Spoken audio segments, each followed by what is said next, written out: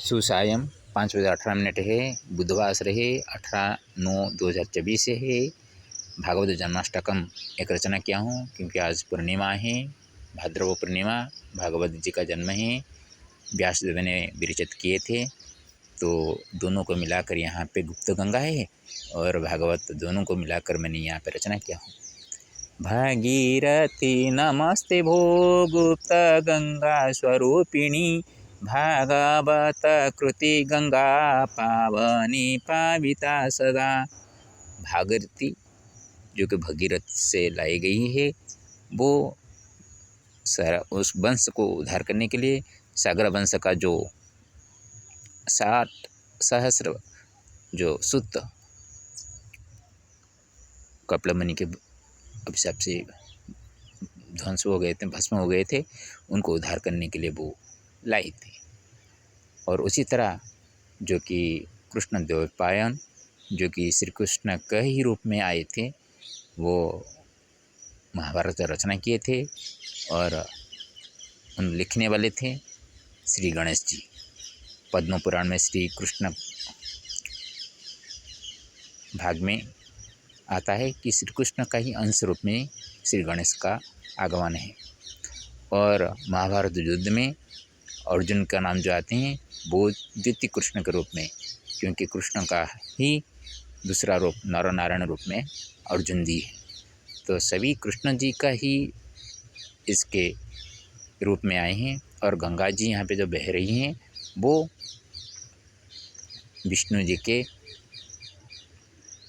पदनख के नख से निकले हैं, उनको भी विष्णुपति कहा जाता है, इसलिए वो पवित्र है। और जो कि श्री कृष्ण के मुख से द्वितीय कृष्ण के रूप में कृष्ण द्वैपायन का मुख से जो भागवत महापुराण निकल कर लिखा गया है, वो भी गंगा की तरह पवित्र है। जिनके घर में वो चलता रहता है, उसके कुल में कोई भी किसी भी प्रकार का अघटन नहीं घटती है, सुख शांति विराजमान करता है। गीयते सततं तव प्लावित सरिता, गोलकान्मर्त्यलोकं यावन्नरिश्च जीविभि। जो चिरंजीवी है ऋषिमुनि के रूप में, उनके मुख से हमेशा गंगा जी तुम्हारे बारे में गाते रहते हैं। वो गोलोक से शुरू करके श्री कृष्ण जो गोलोकनाथ हैं, वहाँ से शुरू करके मर्त्य तक सभी जगह में तुम्हारे बारे में वो गाते रहते हैं। और उनके मुख से ही भागवत में जब आप पढ़ेंगे तो सुनेंगे तो गंगा जी का आगमन के बारे में विस्तृत रूप में रचना की गई है। वो कृष्ण द्वैपायन ही कहे थे। इसलिए गोलोक से लेकर ये मर्त्यलोक तक मुनि ऋषियों से जो बातें कही गई है, उसी को ही भागवत पुराण में रचना किए गए। वंशाकूल पितॄणां चोद्धाराय गमनं तव बुद्धेश्वर कृपावशान् मात्रागमनमद्य च। तो वंशकुल का पितरों का उद्धार के लिए आपका आगमन हुआ है। और बुद्धेश्वर का कृपा देखिए कि मैं उनके लिए जल लेकर आपका ही गंगा जी को लेकर मैंने पदयात्रा में हूँ। एक बार तो मैंने आया था, ये दोबारा है मेरा। तो ये कृपा बुद्धेश्वर का है कि मैं यहाँ पे उनका पितरों का उद्धार करने के लिए मैं यहाँ पे आया हूँ। आप मेरी प्रार्थना रक्षा करें। तारयतु जननि भो जगन्नाथ समे प्रिय, तत्त्वज्ञमातुलस्यद्याष्टमी प्रेतस्य सद्गतिः। हे माँ, तुम ऐसे करो, एक सद्गति दो और वंशों का तारण करो। मेरी बड़े मामा श्री जगन्नाथ मिश्र जी भरद्वाज गोत्रीय, उनका महाप्राण का आज 8वां दिन है। गरुड़ पुराण के हिसाब से मृत्यु होने के बाद 9 दिन तक जमद्वार तक जाना पड़ता है। तरह तरह के यातनाएँ सहनी पड़ती हैं। इसीलिए उड़ीसा में एक प्रकार का है, 14वां दिन से कोई जिस दिन शरीर दाह किया जाता है उसी दिन से भी प्रेतों की शांति के लिए पौना ब्राह्मणों को और अपने कुल परिवारों को सबको खिलाते हैं, दान में देते हैं। आप जो देंगे वो पितृलोक पाएंगे, क्योंकि उनका मुख सुई की तरह होता है और उनका पेट वो ढोल की तरह होता है। तो भूख तो उनको लगती होगी, इसलिए उनको आप वो देख कर ही संतुष्ट होते हैं, इसलिए पौना एक दिया जाता है दावत। तो आज 8वें दिन है, तो उनका सद्गति कैसे हो, इसलिए मैं यहाँ पे आपको प्रार्थना निवेदन कर रहा हूँ। जगन्नाथ परं ब्रह्म स्वरूपिणां स्वरूपिणा जगन्नाथो मम वंश मूला पिंड सद्गति। जगन्नाथ परम ब्रह्म जो है वो स्वरूप के अंश में आए हैं।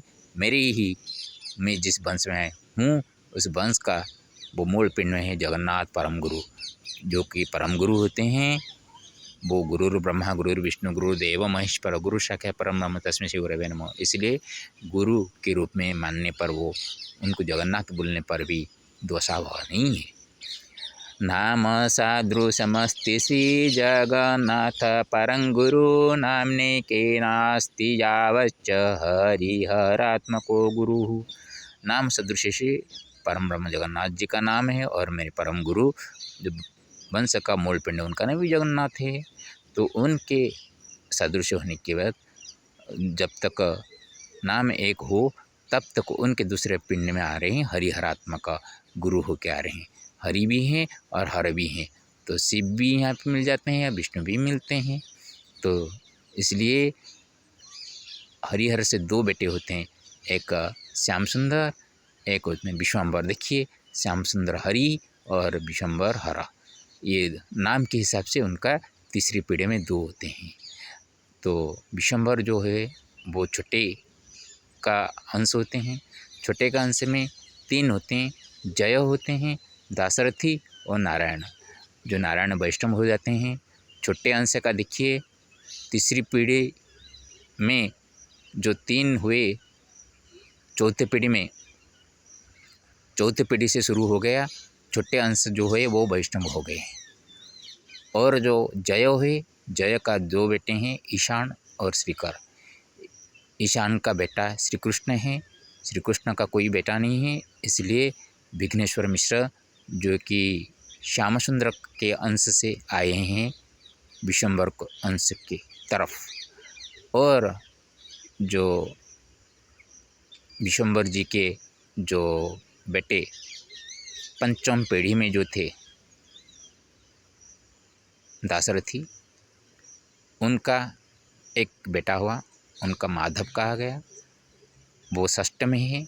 माधव का 3 बेटे हुए, एक गोपीनाथ, बैद्यनाथ, गोपीनाथ और वासुदेव। तो देखिए षष्ठ पीढ़ी जब आ गया, षष्ठ पीढ़ी में जो वासुदेव है वो शादी होने के बाद 1 महीने के अंदर वो चले गए, शांत हो गए। उनका जो पत्नी है रेखा देवी, वो मेरे नाना जी के गांव का है, वो बाल्य विधवा है। और बैद्यनाथ जी का एक बेटा है श्री नृसिंह, उनका बेटा है कालू चरण, और उनका बेटा केदार भी है, उनका वंश चल रहा है। और दाशरथी जी का जो माधव बेटा था, माधव का 3 थे, तो 3 तो कहा बैद्यनाथ, गोपीनाथ और वासुदेव।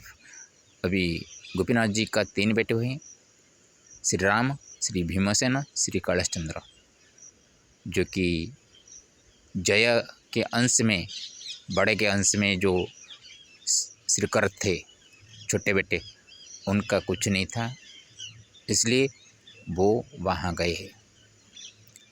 जय कौन से थे? जगन्नाथ, हरिहर, विश्वम्बर 3 हुए। विश्वम्बर का बेटा जय चौथा पीढ़ी हुआ, पंचमा होते हैं श्रीकर मिश्र, और षष्ठ पीढ़ी में मेरे पापा वहाँ दत्त होके गए।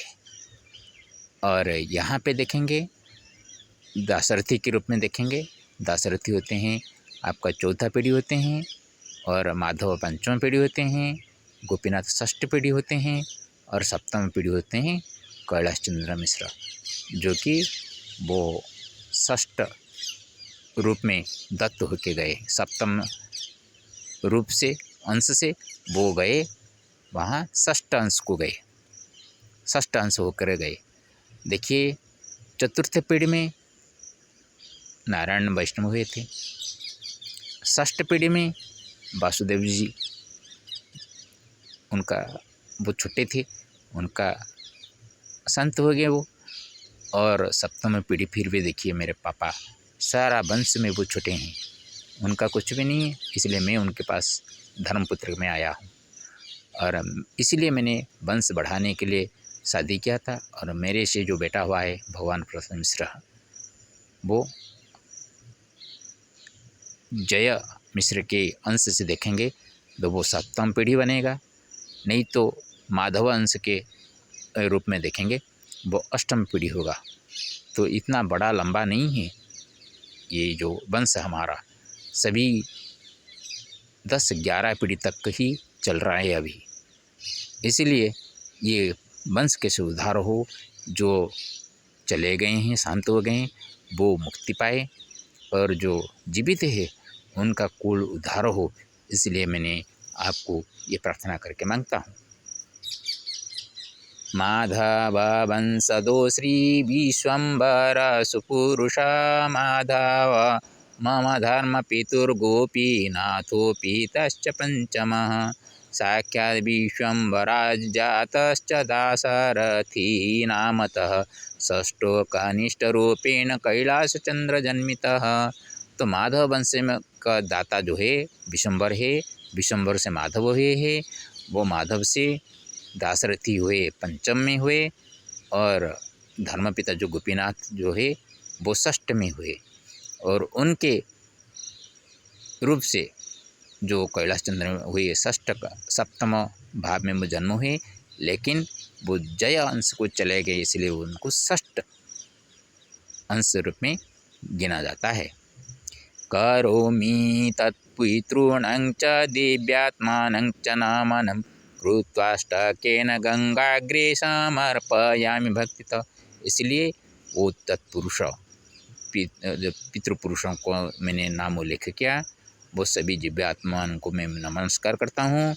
और नमस्कार करके ये अष्टक रचना करके मैं गंगा जी के सामने मैंने ये समर्पण करके सभी कुलों का उद्धार करते हुए पितृलोकों का उद्धार करने के लिए ये बनाया था। ये सबका मंगल हो। हरिओम तत्सत।